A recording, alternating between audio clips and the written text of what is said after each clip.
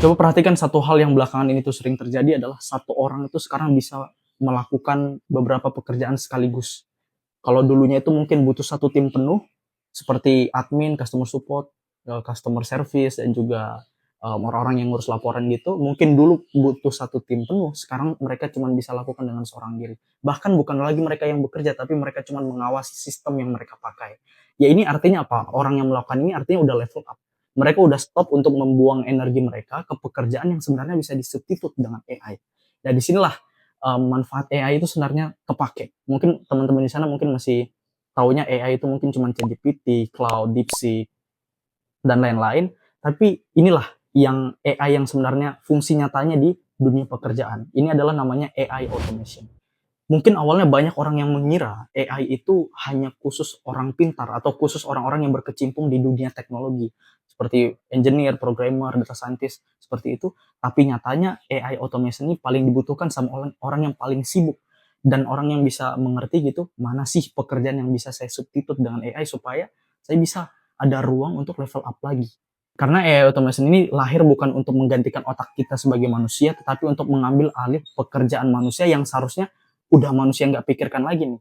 Jadi kalau kita ulang, AI automation itu lahir bukan untuk menggantikan otak manusia, tetapi untuk mengambil alih pekerjaan manusia yang seharusnya manusia tidak pikirkan lagi.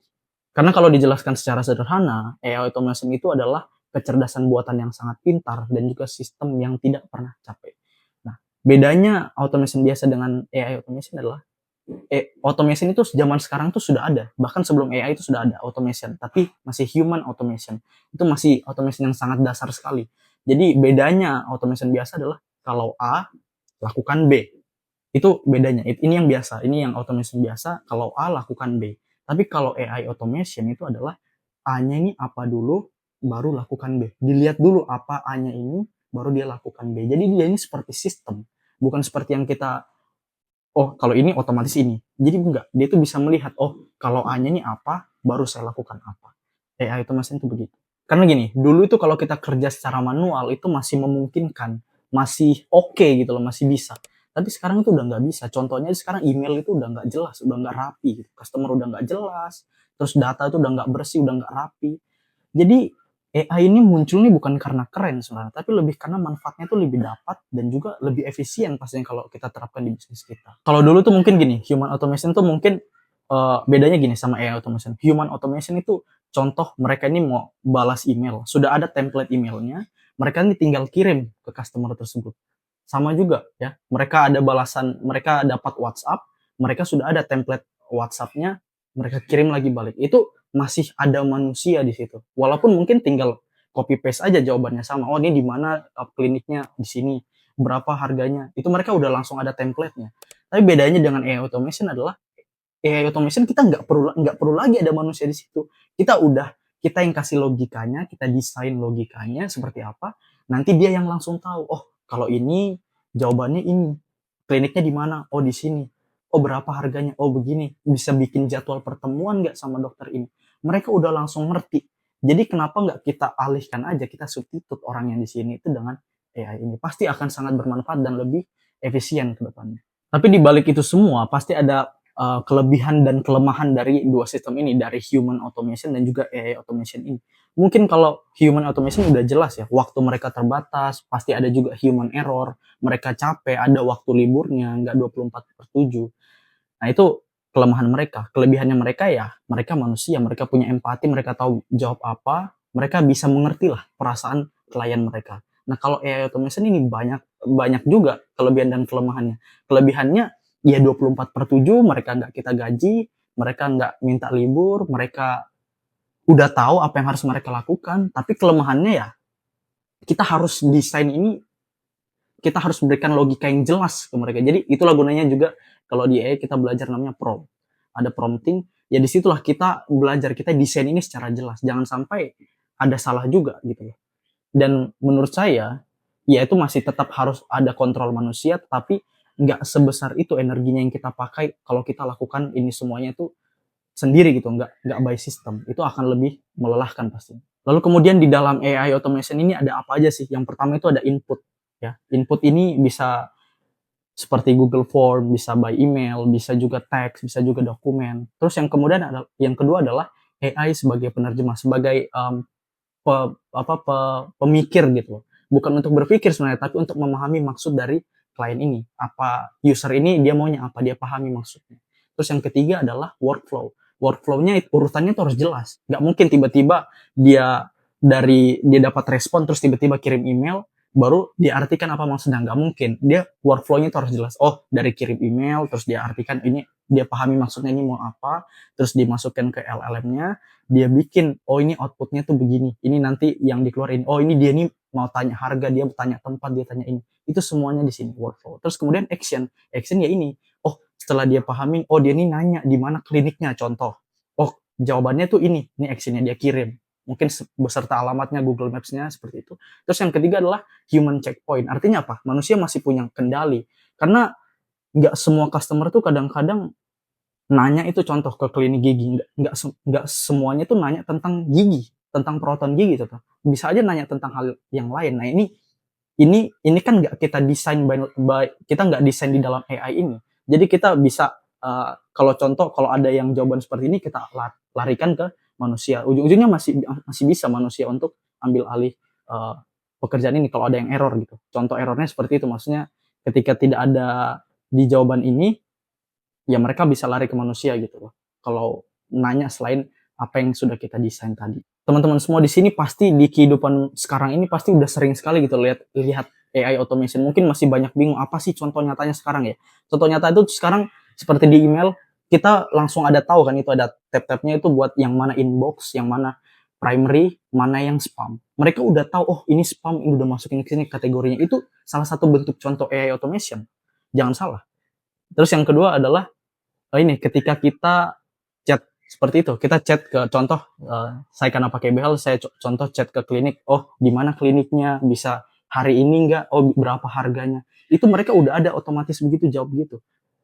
Itu contoh, mungkin sudah ada beberapa di Jakarta yang memakai AI automation untuk menjawab customer seperti itu, tapi saya yakin belum semua. Jadi masih ada kesempatan buat kita. Terus yang ketiga adalah ya seperti teman-teman mungkin kalau buka sosmed, loh kok ini munculnya begini terus seperti suasana hati, kan kadang-kadang orang bingung, loh kok sesuai dengan suasana hati? Ya itu karena kita itu like yang hal-hal seperti itu, atau kita nonton hal-hal yang seperti itu lebih lama. Kan dia bakal baca gitu. Oh berapa sih waktu yang dihabiskan buat nonton video seperti ini, terus kemudian kok kalau yang video ini di skip, berarti dia nggak interest dengan video yang seperti ini. Itu semuanya dibaca di belakang, dan itulah ya algoritmanya sekarang seperti itu. Lalu ya ini AI automation ini karena masih baru, dan juga AI itu sendiri juga masih baru 2 tahun lalu, pasti banyak orang-orang nih yang takut gitu ya. Oh ini pasti AI bakal ambil pekerjaan saya, AI bakal habisin industri ini, habisin ini. Tapi ya seperti itulah, selalu sejarah seperti itu. Karena waktu mobil dan kereta api pun diciptakan pertama kali, semuanya itu sama. Mereka setiap manusia pada zaman itu selalu fear juga. Oh, ini kecepatannya nggak masuk akal nih, bahaya. Dokter-dokter zaman itu juga jangan salah, ini akan menyebabkan penyakit jantung. Itu kenyataannya seperti itu, sejarahnya seperti itu. Jadi setiap selalu ada teknologi baru, selalu ada pasti masyarakat yang ketakutan. Padahal nyatanya AI ini nggak seseram itu bagi orang yang mau belajar. Tapi kalau bagi orang yang tidak mau tahu, ya habis. Contoh orang yang, oh dia sudah tahu nih, mungkin pekerjaannya sekarang ini sebagai customer service atau admin.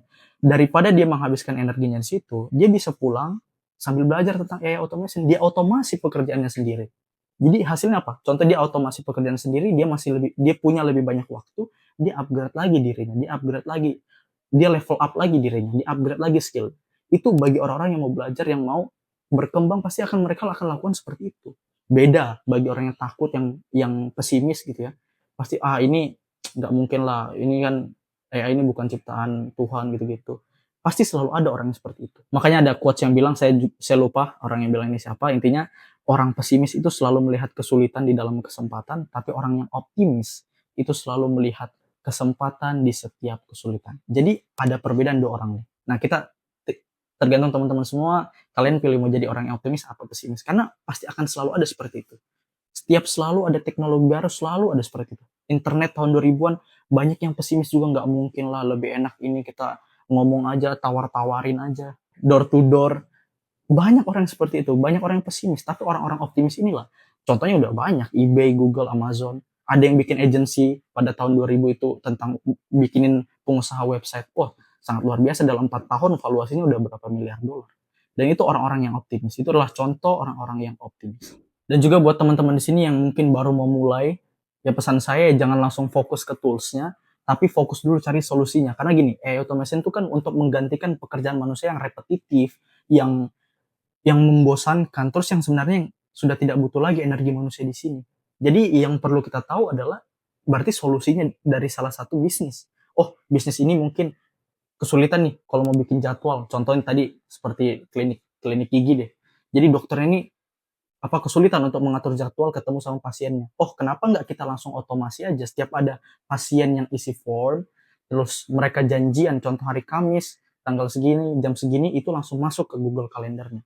Kenapa nggak seperti itu? Itu adalah solusi. Ya, karena kita ini balik lagi kalau mau kecimpung di dunia ini, berarti kita pengusaha, kita berusaha. Kita berusaha untuk memberikan solusi yang terbaik daripada orang lain. Nah, itulah. Kalau menurut saya seperti itu step awalnya. Lalu kemudian belakangan ini tuh lagi rame banget juga ya AI agent. Ya ini menurut saya AI agent tuh two step ahead-nya lah daripada AI automation. Jadi tapi mungkin kita akan bahas di video lain. Jadi mungkin AI automation itu seperti autopilot pesawat, tapi masih ada pilotnya yang jagain. Ya, jadi ada backup gitu loh. Jadi contoh sewaktu-waktu kenapa-napa autopilotnya masih ada pilot yang bisa mengendalikan, walaupun kemungkinannya itu kecil.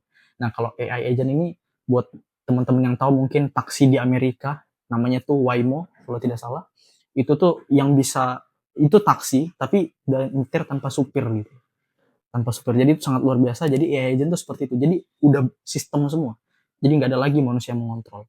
Jadi intinya seperti itu, AI agent itu seperti itu, tapi mungkin kita akan bahas di video lain. Lalu mungkin ya sebagai penutup, ya buat teman-teman semua yang masih muda, khususnya yang masih seumuran saya, masih muda, ya mungkin banyak sekali orang yang berdebat soal AI ini, ketakutan mungkin. Oh, ini mungkin bakal menggantikan pekerjaan saya, bakal menggantikan ini. Oh, industri ini bakal mati gara-gara AI. Jadi kita jangan takut ya. Sebenarnya AI itu bukan bakal menghabisi kita semua, tapi buat yang mau belajar, yang mau mengejar teknologi pasti nggak bakal digantikan. Tapi buat mereka yang tidak paham, buat mereka yang tidak mau tahu, pasti mereka akan digantikan. Oleh sebab itu, apalagi kita masih muda ya kita kejar teknologi. Karena teknologi itu yang nggak bisa nunggu gitu loh. Dia tuh bakal terus berjalan dan pasti makin kesini tuh makin cepat, makin drastis. Jadi apalagi kita masih muda ya energi kita habiskan lah buat itu. Karena ya itu tadi, teknologi nggak nunggu kita, jadi sebisa mungkin kita kejar. Karena tutorialnya itu udah banyak banget di YouTube ya. Ya contoh, nah mungkin YouTube ini akan saya kembangin juga tentang tutorialnya menggunakan tools-tools. Ya itu udah banyak banget di YouTube. Saya pun juga awalnya belajar dari situ. Itu tergantung kita lagi apakah kita mau atau tidak. Dan ingat jangan sampai kita menyesal di akhir nanti, karena ya seperti itu juga tahun 2000-an tentang internet masuk dan website-website bisnis banyak yang udah mulai dari sana yang mengadopsi itu lebih awal, mereka yang lebih mendapatkan keuntungan itu lebih awal. Jadi ya jangan sampai kita menyesal kita baru masuk setelah 10 tahun belakangan, itu sangat telat. Jadi ya kita harus tetap semangat, harus tetap menjadi orang yang optimis, jangan jadi orang yang pesimis. Jadi teman-teman semua, pilihan ada di tangan kalian, apakah kalian sudah mau mengadopsi AI automation atau kalian masih mau menggunakan cara kerja yang lama.